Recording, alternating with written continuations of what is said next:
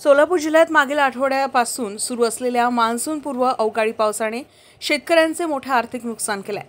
विशेषतः उत्तर सोलापूर तालुक्यातील आंबा व चिकू उत्पादक शेतकरी यांना मोठा फटका बसलाय।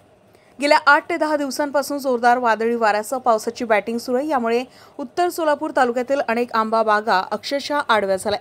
प्रामुख्याने केसर आंबा व चिकू पिकांचे मोठे नुकसान झाले। अंदाजे 300 ते 400 बागायतदार शेतकऱ्यांचा फटका। वादळी वाऱ्यामुळे झाडावरील आंबे झाडावरून गळून पडले असून अनेक ठिकाणी झाडे उन्मळूनही गेल्याचं चित्र दिसत आहे। यामुळे शेतकऱ्यांच्या हातातोंडाशी आलेलं पीक मातीमोल झालंय। याचाच परिणाम म्हणून बाजारात केसर आंब्याचे दरही थेट निम्म्यावर घसरले आहे। एकीकडे उत्पादनाचे नुकसान तर दुसरीकडे बाजारभाव कोसळल्यामुळे शेतकरी पूर्णपणे मेट्याकुटीला आलाय। सध्या केसर आंब्याचा बाजारभाव प्रति डझन 70 ते 80 रुपये एवढा झाला असून तो काही दिवसापूर्वी 150 ते 180 रुपयापर्यंत होता।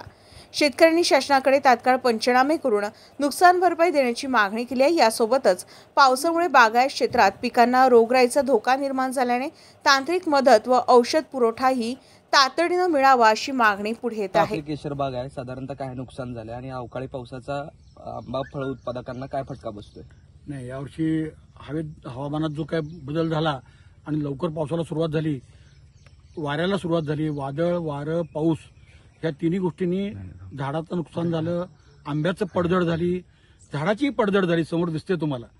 आणि त्याच्याबरोबरीनेच फक्त सोलापूरच्या जवळच नाही, अख्ख्या महाराष्ट्रामध्ये शेजारी असलेल्या आंध्र आणि कर्नाटकामधून तिथेही मोठ्या प्रमाणात आंब्याच्या लागवडी आहेत, तिथे हीच परिस्थिती झाली।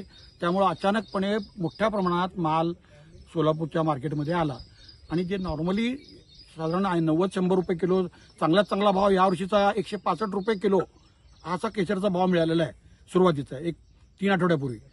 तर आज तो साधारणपणे 50-40 किंवा जास्तीत जास्त 60 रुपयांनी म्हणजे 50% जवळजवळ घट झाली भावामध्ये। किती झाडांची लागवड होती तुमची? किती नुकसान झालं? माझी 1200 झाडं आहेत, त्यापैकी 300 म्हणजे 700-800 लागती आहेत आणि त्यात 50 ते 60 झाडं उन्मळून पडली वाऱ्याने। त्यामुळे किती नुकसान झालं तुमचं? नुकसान आता अजून काहीच अंदाज काढला नाही। हे कालच्या परवाच्या 2 दिवसात झालेलं आहे। आमचे शेतकरी मदतनीस आहेत, त्यांचा फोन आला होता, परंतु अजून तरी त्यांना आम्ही काय कळवलं नाही।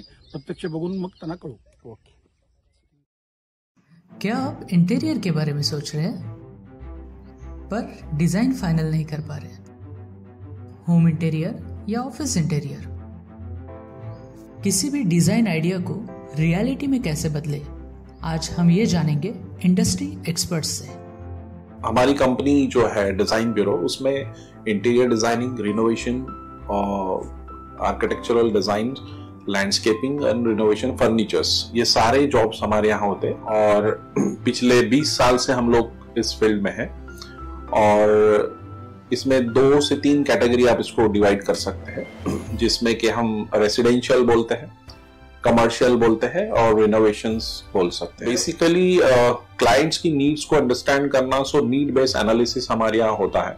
सो क्लाइंट्स के लिए हम लोग परफेक्ट इसलिए हो जाते हैं या हम उनके लिए दोबारा या किसी क्लाइंट्स के लिए हम चौथी बार काम कर रहे हैं because of their confidence with us, कि वो हमारे ऊपर रिलाई करते हैं। हम लोग अमित को पहले से ही जानते थे, तो उनको हमने बुला के उनको जो स्ट्रक्चर यहाँ पे ब्रिक्स वर्क चल रहा था तभी से उनको कांटेक्ट किया, उन्हीं को जगह दिखाई, उनको स्पेस डिजाइन करने के हिसाब से कांटेक्ट किया। उन्होंने डिजाइन बना के दिया काफी अच्छा।